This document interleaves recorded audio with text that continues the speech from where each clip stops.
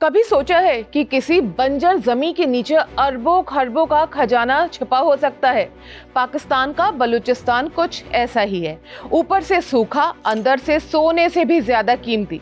लेकिन कहानी सिर्फ खजाने की ही नहीं है, कहानी इस बात की भी है कि इस खजाने के असली हकदार आज भी पिछड़े हुए हैं। चलिए आपको हम पूरी कहानी बताते हैं।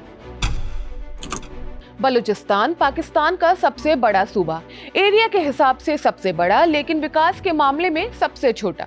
अब इसी बलूचिस्तान के चगाई जिले में पाकिस्तान की सरकारी कंपनी यानी कि नेशनल रिसोर्सेज लिमिटेड NRL ने तांबे और सोने के बड़े बड़े भंडार ढूंढ निकाले हैं।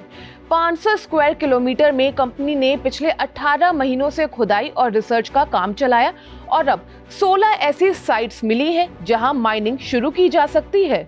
NRL का कहना है कि बहुत ही जल्द वहां खनन का काम भी शुरू कर दिया जाएगा, यानी मिट्टी हटेगी, मशीनें आएंगी और फिर तांबा सोना बाहर निकलेगा।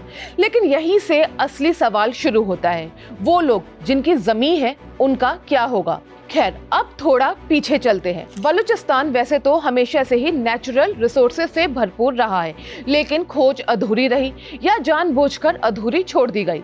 ये एक लंबी बहस है। यहाँ धातु और गैर धातु दोनों तरह के खनिज मिलते हैं। अब तक जो पता चला है उसमें तांबा, सोना, क्रोमाइट, कोयला, मार्बल, बेराइट, लेड, जिंक, मेल्बिडियम जैसे ढेरों रिसोर्सेज वहां पर पाए जा सकते हैं और इनकी कीमत खरबों डॉलर की है। अब आते हैं रेको डिक पर। चगाई में ही रेको डिक नाम की जगह है जो दुनिया की सबसे बड़ी तांबा सोने की खदानों में से एक मानी जाती है।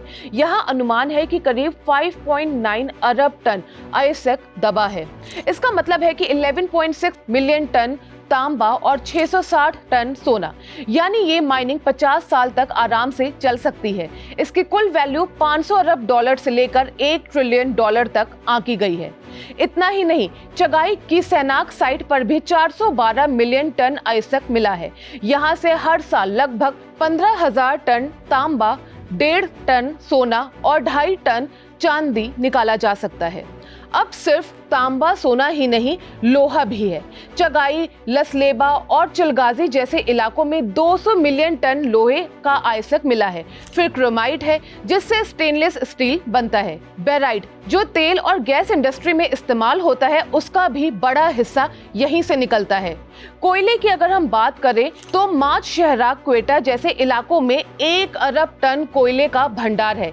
ये बिजली बनाने के काम आता है। बलूचिस्तान से ही पाकिस्तान का 90% मार्बल भी एक्सपोर्ट होता है, जिसमें हाई क्वालिटी ग्रीन ऑनिक्स शामिल है। अब आप जरा सोचिए, इतनी दौलत जमीन के नीचे दबी हो और वहीं के लोग रोजगार के लिए दूर दूर भटके, तो क्या ये सिर्फ इत्तेफाक है? बलूचिस्तान के लोग बरसों से कह रहे हैं कि उनकी जमीन का फायदा उठाया जा रहा है, लेकिन उनके बच्चों के लिए ना स्कूल है और ना ही अस्पताल। अब यही तो विडंबना है कि बलूचिस्तान के लोग उस जमीन के ऊपर जी रहे हैं जहां अरबों डॉलर का खजाना दबा है और फिर भी उनकी किस्मत में गरीबी और संघर्ष लिखी है। फिलहाल जो बलूचिस्तान से इस नई खोज के बारे में रिपोर्ट सामने आ रही है, उसके बारे में अगर एक बार सब कुछ वेरीफाई हो जाता है तो उम्मीद लगाई जा रही है कि बलूचिस्तान का इस्तेमाल एक बार फिर पाकिस्तान और चाइना अपने मुनाफे के लिए करना चाहेंगे और बलूचिस्तान के लोगों को मिलेगा तो सिर्फ संघर्ष। इस वीडियो के बारे में आपकी क्या राय है? कमेंट बॉक्स में जरूर बताइएगा।